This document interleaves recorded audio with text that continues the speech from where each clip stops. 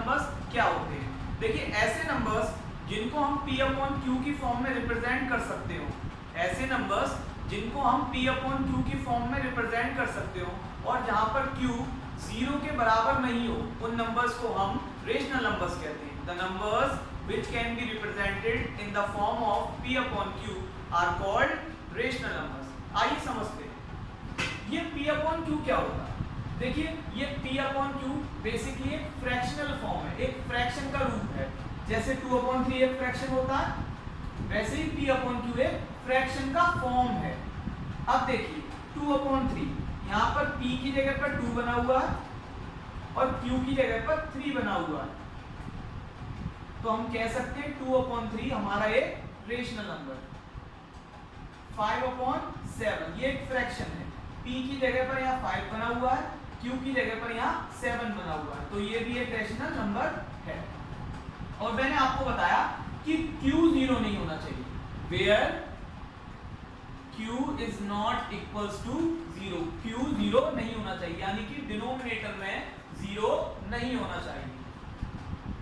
7 upon 0 अगर मैं कहूं क्या ये रेशनल नंबर है, तो यहाँ पर P की जगह कोई ना कोई वैल्यू दी गई है, लेकिन Q की जगह पर यहाँ 0 दिया गया और Q 0 के बराबर नहीं होना चाहिए, तो ये हमारा रेशनल नंबर नहीं है। बात समझ में आ गई? Q की जगह 0 कभी नहीं हो सकता।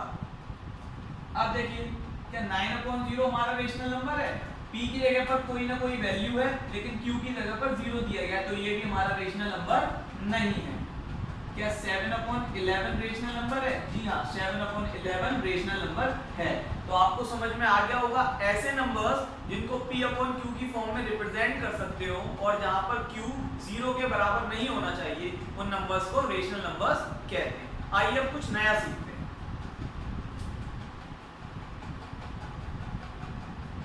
अगर आपसे ये पूछा जाए क्या 3 रेशनल नंबर है, तो आप देखेंगे यहाँ पर P की जगह कोई ना कोई वैल्यू दी गई है, लेकिन Q की जगह कुछ नहीं दे रखा, तो आप ये कहेंगे कि ये तो रेशनल नंबर नहीं होगा। लेकिन इसे देखकर घबराने की जरूरत नहीं है। देखिए जिस नंबर के नीचे कुछ नहीं होता उसके नीचे 1 होता है, तो P की जगह पर यहाँ पर 3 आ गया और Q की जगह पर क्या आ गया 1, तो ये भी एक रेशनल नंबर होगा। क्या 4 एक रेशनल नंबर है? जी हाँ, 4 एक रेशनल नंबर है, क्योंकि इसके नीचे कुछ नहीं है तो क्या होगा 1 होगा। क्या 5 एक रेशनल नंबर है? जी हाँ, 5 भी एक रेशनल नंबर है। अगर आपसे ये पूछा जाए क्या 0 एक रेशनल नंबर है, तो आप क्या कहेंगे? जवाब दीजिए जल्दी जल्दी कमेंट में, क्या 0 एक रेशनल नंबर है? देखिए 0 के नीचे कुछ नहीं है तो हम क्या मान लेंगे 1। अब देखिए P की जगह पर तो 0 दिया गया है, लेकिन Q की जगह पर क्या दिया गया है 1। P की जगह पर 0 दिया गया है और Q की जगह पर 1 दिया गया है, तो हमें अपनी डेफिनेशन को रिकॉल करना है कि P की जगह कुछ भी हो सकता है, लेकिन Q की जगह पर 0 नहीं होना चाहिए, 0 के अलावा कुछ भी होना चाहिए। तो यहाँ पर 0 जो होगा हमारा रेशनल नंबर होगा। ठीक है, बात समझ में आ गई? अगर आपसे ये पूछा जाए क्या 0 एक रेशनल नंबर है, तो आप कह सकते हैं हाँ 0 एक रेशनल नंबर है, क्योंकि 0 के नीचे कुछ नहीं होगा तो 1 होगा और P अपॉन Q की फॉर्म में हम इसे रिप्रेजेंट कर सकते हैं, तो 0 भी हमारा एक रेशनल नंबर होता है। अब मेन एक्सरसाइज की तरफ चलें, उससे पहले चैप्टर में कुछ प्रॉपर्टीज दे रखी हैं, आइए उन्हें सीखते हैं। देखिए सबसे पहली प्रॉपर्टी है कम्यूटेटिव प्रॉपर्टी। ये क्या होगा? अगर हम A को B में जोड़ दें तो ये बराबर होगा B को A में जोड़ें उसके। अगर किसी भी नंबर को किसी दूसरे नंबर में जोड़ते हैं तो वो बराबर होगा उस दूसरे नंबर को पहले वाले नंबर में जोड़ने पर जो रिजल्ट आएगा उसके बराबर होगा। इसे एग्जांपल से समझते हैं। A की जगह पर हमने यहाँ 3 रखा प्लस B की जगह पर हमने यहाँ 5 रखा। B की जगह पर हमने यहाँ 5 रखा है तो B की जगह पर यहाँ भी क्या रखेंगे 5, और किससे जोड़ेंगे A की जो वैल्यू हमने यहाँ रखी 3 + 5 = 8 और 5 + 3 = 8। तो हमने यहाँ से क्या देखा कि अगर हम कोई दो नंबर्स का ऑर्डर रीअरेंज कर देते हैं तो उनका सम क्या आता है? बराबर आता है। हमने A को यहाँ पहले रखा, A को हमने यहाँ पर बाद में रखा है, यहाँ हमने B बाद में रखा, हमने यहाँ B पहले रखा, हमने ऑर्डर्स को रीअरेंज कर दिया है। बस हमने ज्यादा कुछ नहीं किया, हमने ऑर्डर को रीअरेंज कर दिया। हमने ऑर्डर को रीअरेंज करने पर देखा कि दोनों नंबर्स को हम ऐड करें तो रिजल्ट दोनों तरफ सेम आ रहा है, तो ये प्रॉपर्टी होती है कम्यूटेटिव प्रॉपर्टी। और यहाँ पर हमने सीखा कि एडिशन एक कम्यूटेटिव प्रॉपर्टी। देखिए यही प्रॉपर्टी हम मल्टीप्लिकेशन से करके देखते हैं। A × B = B × A। ए की जगह पर हमने यहाँ 4 रखा, बी की जगह पर हमने यहाँ 3 रखा, इक्वल्स टू बी की जगह पर यहाँ भी 3 रखेंगे और ए की जगह पर यहाँ भी 4 रखेंगे। 4 3 जा 12 इक्वल्स टू 3 4 जा 12। ये देखिए यहाँ भाई LHS और RHS एक दूसरे के बराबर है। यहाँ हमने देखा कि मल्टीप्लिकेशन भी एक कम्यूटेटिव प्रॉपर्टी है। हमने कम्यूटेटिव प्रॉपर्टी सॉल्व की और यहाँ पर क्या देखा कि एडिशन भी एक कम्यूटेटिव प्रॉपर्टी है और मल्टीप्लिकेशन भी एक कम्यूटेटिव प्रॉपर्टी है। ध्यान देने वाली बात यह है एडिशन और मल्टीप्लिकेशन के अलावा डिवीजन और सब्ट्रैक्शन कम्यूटेटिव प्रॉपर्टी को फॉलो नहीं करते हैं। एडिशन और मल्टीप्लिकेशन के अलावा डिवीजन और सब्ट्रैक्शन कम्यूटेटिव प्रॉपर्टी को फॉलो नहीं करते हैं। अब हम बढ़ते हैं हमारी दूसरी प्रॉपर्टी की तरफ जिसका नाम है एसोसिएटिव प्रॉपर्टी। देखिए एसोसिएटिव प्रॉपर्टी क्या कहती है, a plus in bracket b plus c equals to a plus b in bracket plus, अगर a को b प्लस c के सम के साथ जोड़ा जाएगा तो वही रिजल्ट आएगा जो a प्लस b के सम को c के साथ जोड़ने पर आए। इसे एग्जांपल की मदद से समझते हैं। a की जगह पर हमने यहाँ रखा 4, b की जगह पर यहाँ रखा 5 और c की जगह पर रखा यहाँ 6 इक्वल्स टू a की जगह पर यहाँ भी 4 रखेंगे, b की जगह पर यहाँ 5 रखेंगे और c की जगह पर यहाँ रखेंगे 6। 4 6 5 11 5 4 9 plus 6 4 plus 11 15 equals to 9 plus 6 15। देखिए यहाँ पर LHS RHS के बराबर है। इससे हमें क्या पता लगता है कि एडिशन भी एसोसिएटिव प्रॉपर्टी को फॉलो करता है। अब हम चेक करते हैं क्या मल्टीप्लिकेशन भी एसोसिएटिव प्रॉपर्टी को फॉलो करता है। देखिए a multiply with in bracket b multiply with c equals to a multiply with b in bracket multiply with c। अब देखिए a का मल्टीप्लिकेशन हम b मल्टीप्लाई विद c के साथ कर रहे हैं, वही रिजल्ट आना चाहिए। अगर ये एसोसिएटिव प्रॉपर्टी मल्टीप्लिकेशन फॉलो करता है तो वही रिजल्ट आना चाहिए जो इधर मल्टीप्लाई करके आएगा और जो इधर मल्टीप्लाई करके आएगा। तो यहाँ भी हम सेम वैल्यूज रखते हैं। a की जगह पर 4 multiply with 5 multiply with 6 equals to 4 multiply with 5 multiply with 6। 4 into 6 5 30 equals to 4 5 20 into 6। 4 3 12 और 0 का 0, 6 2 12 और 0 का 0। देखिए यहाँ भी LHS RHS के बराबर है। इससे हमें क्या पता लगता है कि मल्टीप्लिकेशन भी एसोसिएटिव प्रॉपर्टी को फॉलो करता है। आपने कम्यूटेटिव प्रॉपर्टी में देखा कि एडिशन और मल्टीप्लिकेशन दोनों कम्यूटेटिव प्रॉपर्टी को फॉलो कर रहे हैं। उसी तरीके से आपने देखा एसोसिएटिव प्रॉपर्टी में कि एडिशन और मल्टीप्लिकेशन यहाँ भी एसोसिएटिव प्रॉपर्टी को फॉलो करते हैं। ध्यान देने वाली बात यह है कि सब्ट्रैक्शन और डिवीजन भी एसोसिएटिव प्रॉपर्टी को फॉलो नहीं करते हैं। अब हम सीखते हैं हमारी तीसरी प्रॉपर्टी जिसका नाम है डिस्ट्रीब्यूटिव प्रॉपर्टी। क्या है डिस्ट्रीब्यूटिव प्रॉपर्टी? देखिए a का मल्टीप्लाई हम कर रहे हैं, यहाँ ब्रैकेट लगा हुआ है, इसका मतलब है a का मल्टीप्लाई दोनों डिजिट से होगा। a का मल्टीप्लाई जब दोनों डिजिट से होगा मतलब a का मल्टीप्लाई b से भी होगा और a का मल्टीप्लाई c से भी। ठीक है, जब a का मल्टीप्लाई b से होगा तो आएगा ab प्लस लगा हुआ प्लस और a का मल्टीप्लाई c से होगा तो क्या हो जाएगा ac। a का मल्टीप्लिकेशन b और c से करने के बाद हमने क्या देखा ab आएगा और ac आएगा। बेसिकली यहाँ क्या हुआ a डिस्ट्रीब्यूट हो गया b की तरफ भी और a डिस्ट्रीब्यूट हो गया c की तरफ भी। तो ये हमारी डिस्ट्रीब्यूटिव प्रॉपर्टी है। इसे अब हम सब्ट्रैक्शन से करके देखते हैं। b माइनस c, a का मल्टीप्लाई b से होगा तो ab माइनस लगा हुआ तो माइनस, a का मल्टीप्लाई c से होगा तो ac। ठीक है, आपको डिस्ट्रीब्यूटिव प्रॉपर्टी की समझ में आई गई होगी। देखिए इसमें और भी प्रॉपर्टीज हैं लेकिन जो हमारी मेन प्रॉपर्टीज है वो मैंने आपको समझा दी है। अब हम चलते हैं हमारी मेन एक्सरसाइज की तरफ। आप सभी लोग क्वेश्चन नंबर 1 पढ़ लीजिए। देखिए क्वेश्चन नंबर 1 क्या कहता है, using appropriate property find. Appropriate properties का इस्तेमाल करके हमें इसे सॉल्व करना। अब इस सवाल में आप ये नोटिस कीजिए कि 3/5 यहाँ पर भी है और 3/5 यहाँ पर भी है। तो हम इसके ऑर्डर को रीअरेंज कर लेंगे। क्या कर लेंगे? इसके ऑर्डर को रीअरेंज कर लेंगे। -2/3 मल्टीप्लाई 3/5, इस पूरे टर्म को हम कहाँ लिख लेंगे आगे। -3/5 मल्टीप्लाई विद 1/6 प्लस का 5/2 कहाँ लिख देंगे पीछे। देखिए यहाँ पर हमने ऑर्डर को रीअरेंज करा। तो जहां पर ऑर्डर रीअरेंज होता है वहां पर कौन सी प्रॉपर्टी लगती है, वहां पर कम्यूटेटिव प्रॉपर्टी लगती है। तो यहां हम लिख देंगे हम कौन सी प्रॉपर्टी इस्तेमाल कर रहे हैं, कम्यूटेटिव प्रॉपर्टी। कौन सी प्रॉपर्टी इस्तेमाल कर रहे हैं, कम्यूटेटिव प्रॉपर्टी। ठीक है, अब देखिए 3/5 यहां भी है, 3/5 यहां भी है, तो यहां से कॉमन ले लेंगे।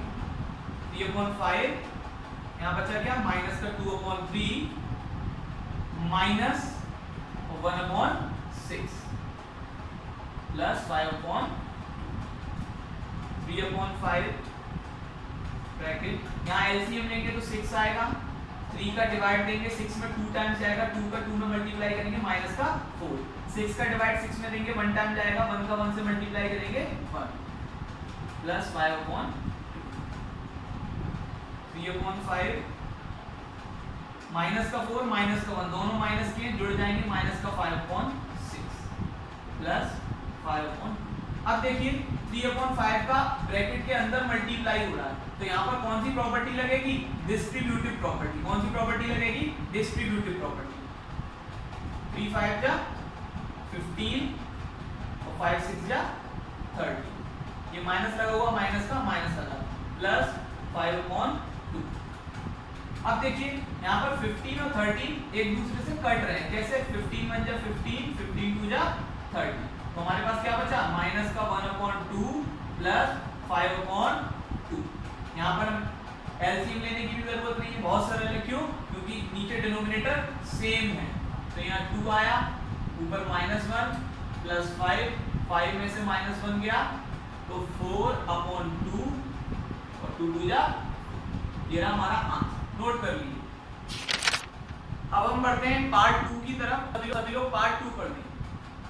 इसमें भी हमें एप्रोप्रिएट प्रॉपर्टीज का इस्तेमाल करके इसे सॉल्व करना है। तो यहाँ देखिए 2/5 यहाँ भी है और 2/5 यहाँ भी है, तो हम इस पूरे टर्म को रीअरेंज कर लेंगे, इसके ऑर्डर को क्या कर लेंगे, रीअरेंज। 2/5 मल्टीप्लाई विद -3/7, इसको हम आगे ले आएंगे, तो प्लस लगा हुआ है यहाँ, प्लस 1/14 मल्टीप्लाई विद 2/5, और ये टर्म कहाँ चला जाएगा, पीछे, -1/6 इंटू 3/2। अब देखिए 2/5 यहाँ भी है, 2/5 यहाँ भी है, इसे क्या ले लेंगे, कॉमन, और हमारे पास अंदर क्या बचा, माइनस का 3/7 प्लस 1/40, और यहाँ क्या बचा, माइनस का 1/6 इंटू 3/2। 2/5, अब यहाँ एलसीएम लेंगे तो 14 आएगा, 7 का डिवाइड 14 में देंगे 2 टाइम्स जाएगा, 2 का मल्टीप्लाई -3 में करेंगे तो माइनस का 6 प्लस 14 का डिवाइड 14 में करेंगे 1 टाइम जाएगा, 1 बन जा 1। अब यहाँ देखिए 3 से ये 6 कट जाएगा, 2 टाइम्स 3 2 जा 6, तो क्या बचा, माइनस का 1/2 मल्टीप्लाई विद 1/2। 2/5 का मल्टीप्लाई हो जाएगा माइनस का 6 प्लस का 1, क्या बचेगा, माइनस का 5/40, और यहाँ क्या बचेगा, माइनस 1 का 1 से मल्टीप्लाई 1 2 2 जा 4। अब देखिए 5 से ये 5 कट रहा 1 टाइम, 5 1 जा 5, तो यहाँ बचा माइनस का 1, और 2 से ये 14 कट रहा 7 टाइम, 2 7 जा 40, तो क्या बचा यहाँ पर, माइनस का 1/7 माइनस का 1/4। यहाँ एलसीएम ले लेंगे 7 और 4 का, तो कितना आएगा, 28। 7 का 28 में डिवाइड करेंगे, 4 टाइम जाएगा, 4 का -1 में मल्टीप्लाई करेंगे, माइनस का 4, 4 का 28 में डिवाइड करेंगे, 7 टाइम जाएगा, 7 का 1 से मल्टीप्लाई होगा, 7 1 जा 7, माइनस का 4 और माइनस का 7 दोनों माइनस के आपस में जुड़ जाएंगे, माइनस का 11/28, ये रहा आपका आंसर, नोट कर लीजिए। अब हम बढ़ते हैं क्वेश्चन नंबर 2 की तरफ, तो अभी लोग क्वेश्चन नंबर 2 पढ़ लीजिए। देखिए क्वेश्चन नंबर 2 क्या कहता है, right the additive inverse of the following. जो आपको पार्ट दे रखे हैं इनका एडिटिव इनवर्स निकालना। देखिए एडिटिव इनवर्स क्या होता है, किसी भी नंबर का एडिटिव इनवर्स क्या होता है। एडिटिव इनवर्स निकालने के लिए अगर कोई नंबर हमें पॉजिटिव फॉर्म में दिया गया है तो हम उसको नेगेटिव फॉर्म में लिख देंगे, अगर कोई नेगेटिव फॉर्म में दे रखा है तो उसे हम पॉजिटिव फॉर्म में लिख देंगे, यही एडिटिव इनवर्स होता है। तो ये हमें पॉजिटिव फॉर्म में दे रखा है 2/8, इसके आगे कोई भी साइन नहीं लगा हुआ, तो ये प्लस में दे रखा है 2/8, तो द एडिटिव इनवर्स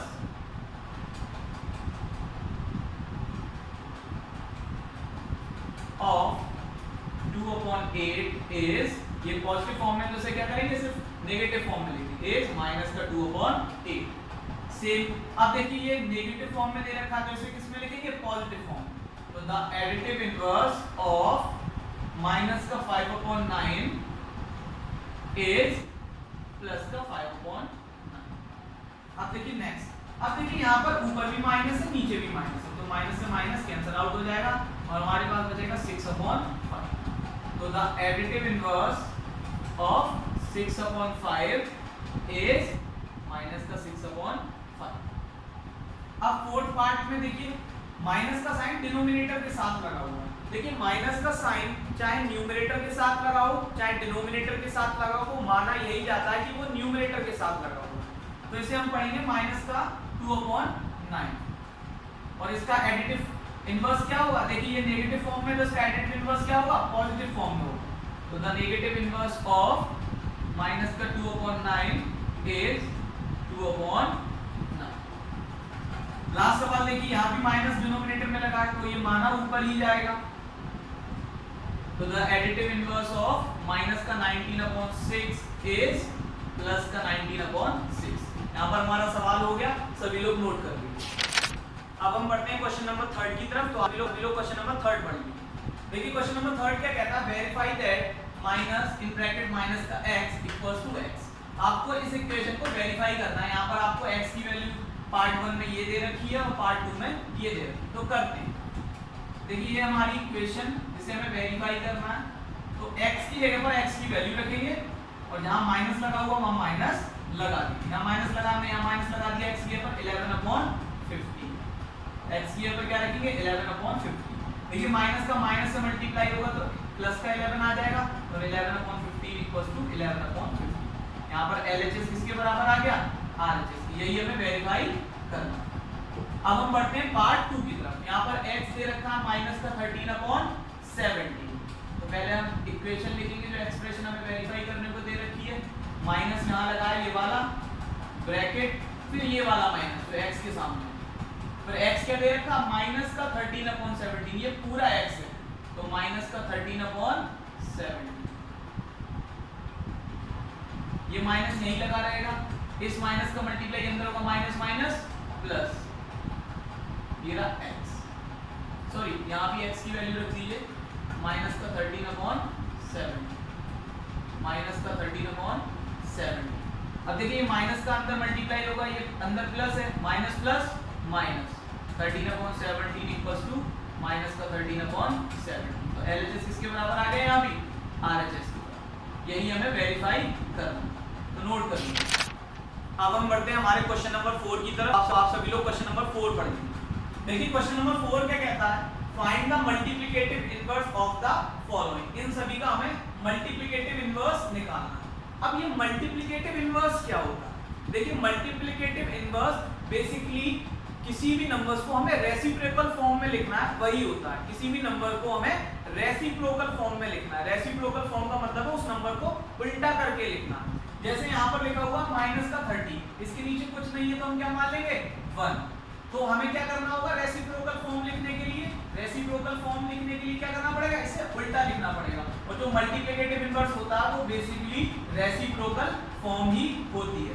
तो द मल्टीप्लिकेटिव इनवर्स, मैं यहाँ शॉर्ट में लिख देता हूँ, the multiplicative inverse of minus का 13/1 इज माइनस का 1/30। हमने क्या किया? डिनोमिनेटर को न्यूमरेटर की जगह पर लिख दिया और न्यूमरेटर को डिनोमिनेटर की जगह पर लिख दिया। हमने ये इसका क्या निकाल दिया? Multiplicative inverse. The multiplicative inverse of minus का 13/90।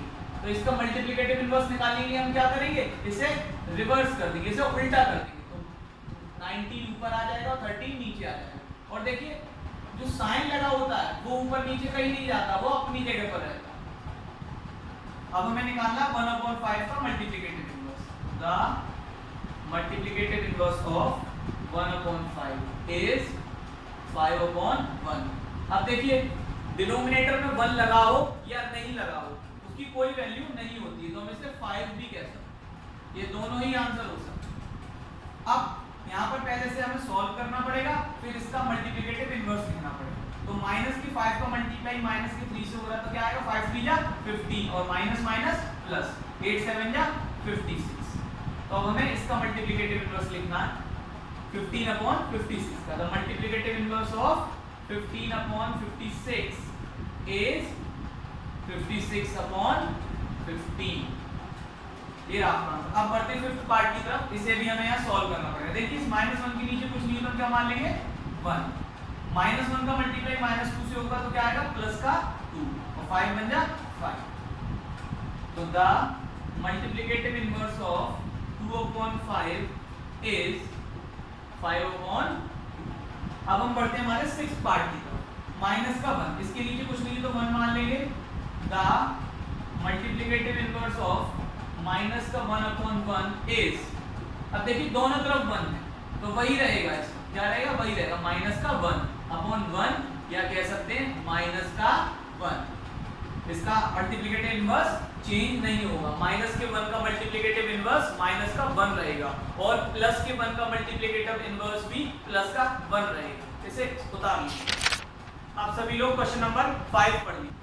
देखिए क्वेश्चन नंबर 5 क्या कहता है, name the property under multiplication in each of the following. Multiplication के अंदर ये कुछ क्वेश्चंस आपको दिए गए हैं, इनमें कौन सी प्रॉपर्टी का इस्तेमाल हो रहा है आपको यही बताना है। इन क्वेश्चंस को हमें सॉल्व नहीं करना है, हमें कौन सी प्रॉपर्टी इन क्वेश्चंस में इस्तेमाल की गई है हमें सिर्फ प्रॉपर्टी का नाम बताना है। देखिए पहले सवाल में माइनस का 4 upon 1 का मल्टीप्लाई 1 से हो रहा है, फिर 1 का मल्टीप्लाई माइनस का 4 upon 5 से हो रहा है और अगर इनका मल्टीप्लाई हो जाता है तो आपका आंसर आएगा माइनस का 4 upon 5। तो यहाँ पर एक बात सीखिए, अगर किसी भी नंबर का 1 से मल्टीप्लाई होता है, किसी भी नंबर का 1 से मल्टीप्लाई होता है तो वहां पर मल्टीप्लिकेटिव आइडेंटिटी का इस्तेमाल होता है। किसका इस्तेमाल होता है, मल्टीप्लिकेटिव आइडेंटिटी। कौन सी प्रॉपर्टी लगेगी, मल्टीप्लिकेटिव आइडेंटिटी। किसी भी नंबर का अगर 1 से मल्टीप्लाई होता है तो वहां पर कौन सी प्रॉपर्टी लगेगी, मल्टीप्लिकेटिव आइडेंटिटी प्रॉपर्टी। अब देखिए पार्ट 2, यहाँ पर माइनस का 13 upon 17 का मल्टीप्लाई माइनस का 2 upon 7 से हो रहा है और यहाँ पर माइनस का 2 upon 7 का मल्टीप्लाई माइनस का 13 upon 17। अगर आप ध्यान से देखेंगे तो ये नोटिस करेंगे कि यहाँ पर दोनों तरफ दोनों नंबर सेम है, सिर्फ ऑर्डर चेंज करा गया है, ऑर्डर को रीअरेंज करा गया। तो हमने सबसे पहले प्रॉपर्टी ये पढ़ी थी जिसमें ऑर्डर को रीअरेंज करा गया था, उस प्रॉपर्टी का नाम था कम्यूटेटिव प्रॉपर्टी। तो यहाँ भी ये वाली इक्वेशन कम्यूटेटिव प्रॉपर्टी को फॉलो कर रही है।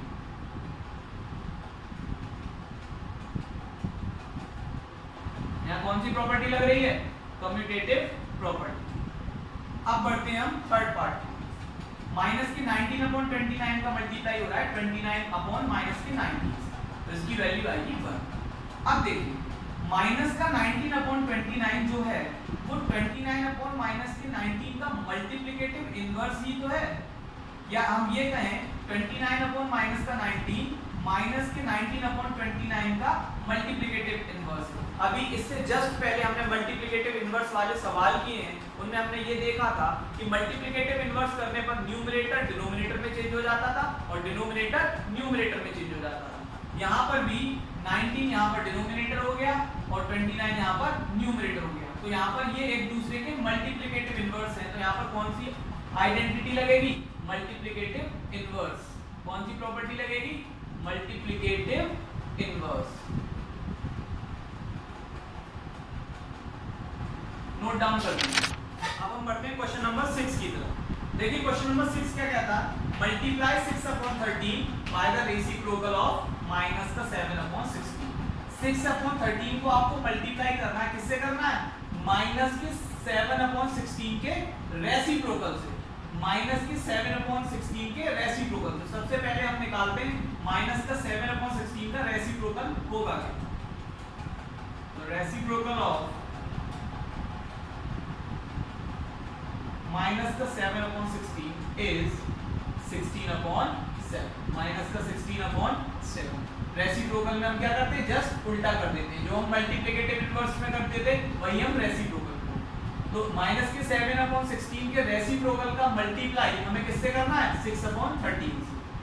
तो माइनस का 16 upon 7 मल्टीप्लाई विद 6 upon 13, 16 6 जा 96, माइनस का मल्टीप्लाई प्लस से हो रहा है तो माइनस लगेगा, 13 7 जा 90। आपका यही सवाल हो गया। अब हम बढ़ते हैं हमारे नेक्स्ट सवाल की तरफ। नेक्स्ट सवाल क्या कहता है हमारा, tell what property allows you to compute this. कौन सी प्रॉपर्टी हमें अलाउ करेगी इसको सॉल्व करने की। देखिए इस क्वेश्चन में भी हमें सॉल्व नहीं करना है, सिर्फ प्रॉपर्टी का नाम बताना है कि कौन सी प्रॉपर्टी हमें अलाउ करेगी अगर हम इसे सॉल्व करेंगे तो। अगर हम इसे देखते हैं तो देखिए 1/3 का मल्टीप्लाई इससे भी हो रहा है और इससे भी हो रहा है, 1 और यहाँ पर 4/3 का मल्टीप्लाई इससे भी हो रहा है और इससे भी। इसको हम a लिख लेते हैं, इसको हम b लिख लेते हैं, इसको हम c लिख लेते हैं। देखिए 1/3 हमने a माना था तो इसे भी a लिखेंगे, इसे b लिखेंगे और इसे c। हम देखेंगे तो ये नोटिस कर पा रहे हैं कि यहाँ पर कौन सी प्रॉपर्टी फॉलो हो रही है, यहाँ पर एसोसिएटिव प्रॉपर्टी फॉलो हो रही है। कौन सी? एसोसिएटिव।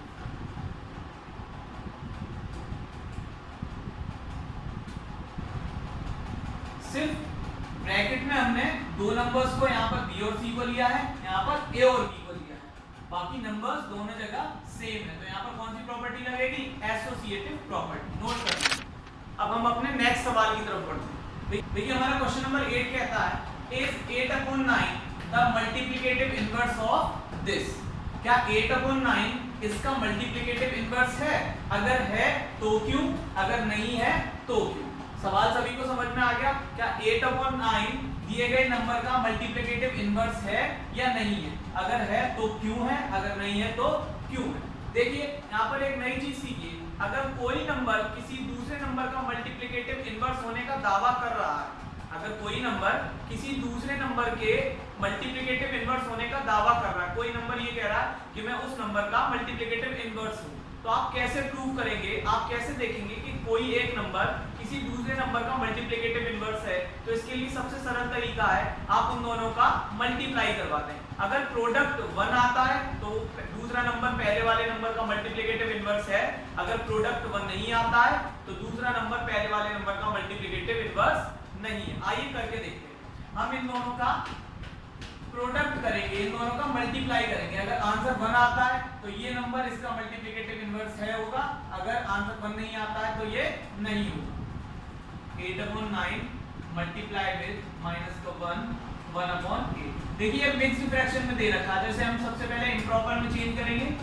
8/9 8 का मल्टीप्लाई -1 से करेंगे, 8 1 जा 8 माइनस का 8 और इसे +1 जब हम करेंगे तो क्या आएगा? 9/8 और ये माइनस का माइनस। 8 से 8 कट गया 1 टाइम, 9 से 9 कट गया माइनस का 1 टाइम, क्योंकि ये माइनस लगा। यहाँ बचा 1/1 मल्टीप्लाई विद -1/1। मैंने आपसे कहा था किसी भी नंबर्स का उसके मल्टीप्लिकेटिव इनवर्स से हम क्या करेंगे?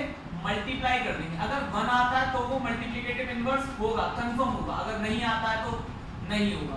तो क्या आना चाहिए मल्टीप्लिकेटिव इनवर्स होने के लिए? There should be 1। क्या होना चाहिए? 1 होना चाहिए।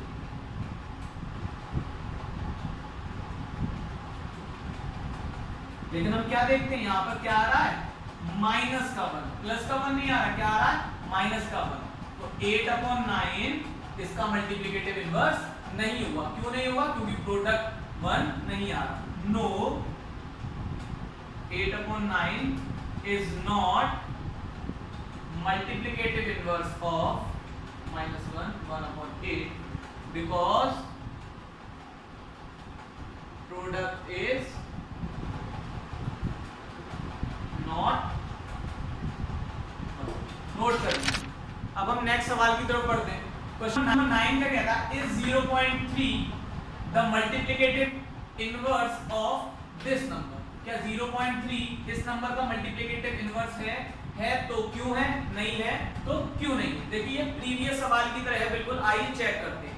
हमें किसी भी नंबर्स को किसी दूसरे नंबर का मल्टीप्लिकेटिव इनवर्स चेक करने के लिए क्या करेंगे? उन दोनों का मल्टीप्लिकेशन कर देंगे। अगर मल्टीप्लाई प्लस का 1 आता है तो वो दोनों नंबर एक दूसरे के मल्टीप्लिकेटिव इनवर्स हैं। अगर प्लस का 1 नहीं आता तो मल्टीप्लिकेटिव इनवर्स नहीं है। तो हम क्या करेंगे? इन दोनों का मल्टीप्लाई कर देंगे। देखिए यहाँ डेसिमल लगा हुआ है, अगर यहाँ से हम डेसिमल हटाएंगे तो पीछे 1 के साथ कितने जीरो आ जाएंगे? 1। तो ये क्या हो जाएगा? 3/10। 3/10 मल्टीप्लाई विद 3 का 3 से मल्टीप्लाई करेंगे, 3 3 जा 9 और 9 को 1 में जोड़ देंगे तो 10/3। हमने इसे इम्प्रॉपर में चेंज कर दिया। 3 1 3, 3 1 3, 10 1 10, 10 1 10। क्या बचा हमारे पास 1/1 मल्टीप्लाई विद 1/1। कितना प्रोडक्ट आया? प्लस का 1। कितना आया? प्लस का 1। तो जब इन दोनों का मल्टीप्लाई प्लस का 1 आ रहा है तो हम कह सकते हैं yes 0.3 is the multiplicative inverse of this number. Yes 0.3 is the multiplicative inverse of 1/। Note कर लीजिए। चलिए अब हम अपने नेक्स्ट सवाल की तरफ बढ़ते हैं। देखिए क्वेश्चन नंबर 10 का फर्स्ट पार्ट क्या कहता है? The rational number that does not have a reciprocal. उस रेशनल नंबर को बताइए जिसका कोई भी रेसिप्रोकल नहीं होता। देखिए तो वो रेशनल नंबर होगा 0। कौन सा होगा? 0। अब सीखते हैं कैसे। 0 का कोई भी रेसिप्रोकल कैसे नहीं होता। देखिए 0 के नीचे कुछ नहीं होगा तो 1 होगा, कुछ नहीं होगा तो क्या होगा? 1। ये रेशनल नंबर है। मैंने आपको पहले ही बता दिया कि 0 एक रेशनल नंबर होता है। अब रेसिप्रोकल में हम क्या करते थे? डिनोमिनेटर को ऊपर ले जाते थे और न्यूमरेटर को नीचे लेकर आते थे। अगर हम 1 को ऊपर ले जाएंगे और 0 को नीचे ले आएंगे तो देखेंगे कि 0 डिनोमिनेटर में आ गया, नीचे 0 कहाँ आ गया? नीचे आ गया। अब 0 का डिवाइड किसी भी नंबर में नहीं होता, वो नॉट डिफाइंड होता। अगर 0 नीचे है और किसी भी नंबर में डिवाइड हो रहा है तो वो नॉट डिफाइंड होता। तो ये क्या होगा? Not defined. क्या होगा? Not defined. इसलिए हम कह सकते हैं कि 0 का कोई भी रेसिप्रोकल नहीं होता। अब हम पार्ट 2 की तरफ बढ़ते हैं। पार्ट 2 कहता है the rational number that are equal to their reciprocals. उन रेशनल नंबर्स को बताइए जो अपने रेसिप्रोकल के बराबर होंगे। तो देखिए ऐसे कौन कौन से रेशनल नंबर हैं? एक तो होगा प्लस का 1, इसका रेसिप्रोकल करेंगे तो क्या आएगा? वो भी 1 आएगा। और एक होगा माइनस का 1, इसका रेसिप्रोकल करेंगे वो भी क्या आएगा? माइनस का 1 आएगा। ये हम पहले कर चुके हैं। -1 का रेसिप्रोकल क्या आया था पहले? माइनस का 1। तो ये दो नंबर हैं जिनका रेशनल नंबर है, जिनका रेसिप्रोकल उनके बराबर है। अब हम बढ़ते हैं पार्ट 3 की तरफ। पार्ट 3 कहता है the rational number that is equal to its negative. वो रेशनल नंबर बताइए जो अपने नेगेटिव के बराबर है। तो वो होगा 0। कैसे होगा? 0 का अगर हम नेगेटिव फॉर्म लिखें तो 0। अब माइनस का 0 होता तो कुछ नहीं, उसकी वैल्यू तो होती 0 ही है। तो वो रेशनल नंबर कौन सा होगा जो अपने नेगेटिव के बराबर होगा? 0। इसका आंसर क्या होगा? 0। नोट कर लीजिए। अब हम इस एक्सरसाइज के लास्ट सवाल की पढ़ते हैं। देखिए लास्ट सवाल फिलअप्स है आपको और इसको करना है। देखिए पहला फिलअप क्या कहता है? 0 हैज डैश रेसिप्रोकल। 0 के कितने रेसिप्रोकल होते हैं? देखिए हमने अभी प्रीवियस सवाल में देखा था कि 0 के नीचे कुछ नहीं होता तो 1 होता है। इसका रेसिप्रोकल करेंगे तो 1/0 आएगा और 1/0 नॉट डिफाइंड होता है। तो 0 के कितने रेसिप्रोकल होंगे? 0 के 0 रेसिप्रोकल होंगे, यानी 0 का कोई भी रेसिप्रोकल नहीं होगा। अब सेकंड पार्ट क्या कहता है? The numbers dash and dash are their own reciprocal. ऐसे कौन से नंबर हैं जो अपने आप में ही रेसिप्रोकल है अपने आप के? तो ये हमने भी ये भी कर चुके हैं। -1 और +1 ये दोनों नंबर अपने आप में ही रेसिप्रोकल हैं। द रेसिप्रोकल ऑफ -5 का रेसिप्रोकल क्या होगा? देखिए इसके नीचे कुछ नहीं तो हम 1 मान लेंगे। 1 मान लेंगे तो क्या हो जाएगा? माइनस का 1/5। ठीक है। Next reciprocal of 1/x where x is not equal to 0 is 1/x का हमें रेसिप्रोकल बताना है। यहाँ पर x क्या है? 0 नहीं है। 0 की जगह कोई भी नंबर हो सकता है। तो क्या होगा? ये डिनोमिनेटर में है यहाँ x, ऊपर चला जाएगा न्यूमरेटर में तो क्या हो जाएगा? x। Next the product of two rational number is always आ। दो रेशनल नंबर्स का प्रोडक्ट हमेशा क्या होता है? इसे एग्जांपल की मदद से भी समझते हैं। ये देखिए दो रेशनल नंबर है 3 और 4, इनका आपस में मल्टीप्लाई करते हैं तो 12 क्या आया? ये भी रेशनल नंबर आया। तो किसी भी दो रेशनल नंबर का प्रोडक्ट हमेशा क्या रहता है? रेशनल रहता है। क्या रहता है? रेशनल रहता है। अब लास्ट पार्ट की तरफ बढ़ते हैं। The reciprocal of a positive rational number is. किसी भी पॉजिटिव रेशनल नंबर का रेसिप्रोकल भी हमेशा पॉजिटिव रहता है। जैसे 5/3 ये रेशनल नंबर है और पॉजिटिव भी। इसका रेसिप्रोकल जो होगा वो होगा 3/5। क्या होगा? 3/5। तो वो भी पॉजिटिव है। तो किसी भी रेशनल नंबर का रेसिप्रोकल जो होगा वो भी पॉजिटिव होगा। अगर पॉजिटिव रेशनल नंबर का रेसिप्रोकल पूछा गया तो वो भी क्या होगा? पॉजिटिव। इसे नोट कर लीजिए। डियर स्टूडेंट्स, यहाँ पर हमारी एक्सरसाइज फिनिश हो गई है। अगर किसी को कोई प्रॉब्लम आ रही हो तो मुझे कमेंट्स में बता दीजिए, मैं वहां पर रिप्लाई कर दूंगा। अब हम मिलते हैं हमारी नेक्स्ट वीडियो में, तब तक चैनल को सब्सक्राइब कर लीजिए और बेल आइकन दबा दीजिए।